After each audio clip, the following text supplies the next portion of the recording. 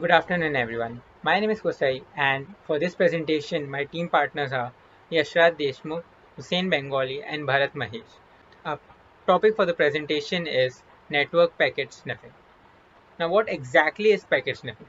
It is basically a technique whereby packet data flowing across the network is detected and absorbed. Now, two types of people are there who use this technique. One are network administrators. They use packet sniffing tools to monitor and validate network traffic. On the other hand, there are hackers. They may use the similar tools for nefarious purposes. Now, let's understand more in detail what are exactly packet sniffer tools. Now, these are applications or utilities, you can say, that read data packets which are traversing the network within the TCP or IP protocol layer. Now, when in the hands of network administration, as said, this tool sniff internet traffic in real time, monitoring the data, which can be then interpreted to evaluate and diagnose performance problems within server, networks, hubs, and applications. Now, when packet sniffing tools are used by hackers, they use it to conduct unauthorized monitoring of internet activity. Now, what can we do? Network administrators can also use packet sniffing in several methods for detecting sniffers on the network. Armed with this early warning, they can take steps to protect data from illicit sniffers. I would love to ask my team members to continue with the presentation of the code which we have implemented. Thank you. Hi, I'm Hussein, and I'll talk about the network packets traveling using TCP protocol. So the packets are having header of TCP header format in the transmission control protocol can be from 20 bytes. The acronym of TCP transmission control protocol, practice, and regulation that control online communication between computers. The TCP has two protocols, TCP and UDP. In TCP, UDP headers are limited to 8 bytes in size, while the TCP header is larger at 20 bytes with an option for additional data. The 20 bytes in TCP header are for the compulsory field and 40 bytes for the optional field. If there is no optional field, the header is 20 bytes. Else, it can be of at most 60 bytes. So, in our code, we have implemented a function for identifying all the parameters of TCP for every packet.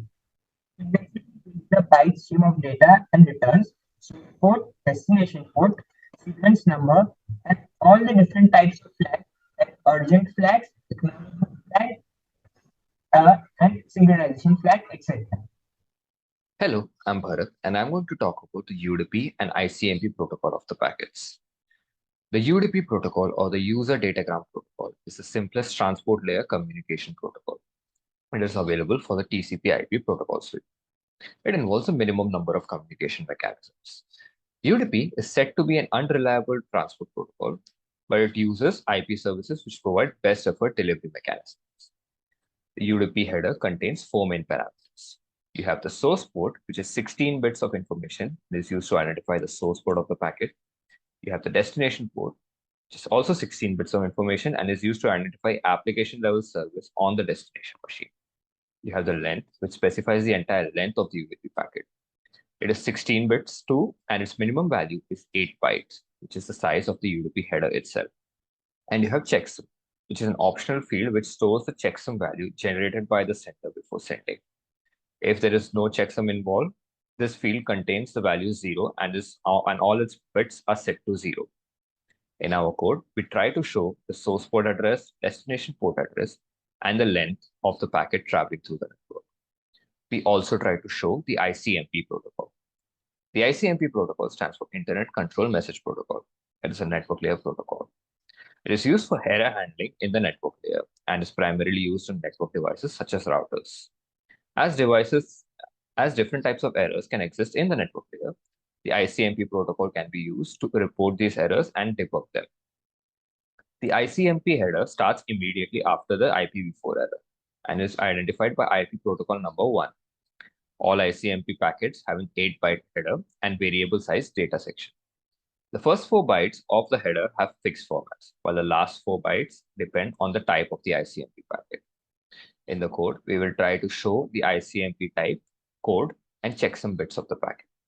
Now my friend Yashraj will explain the IPv4 datagram, and show the full implementation of the code.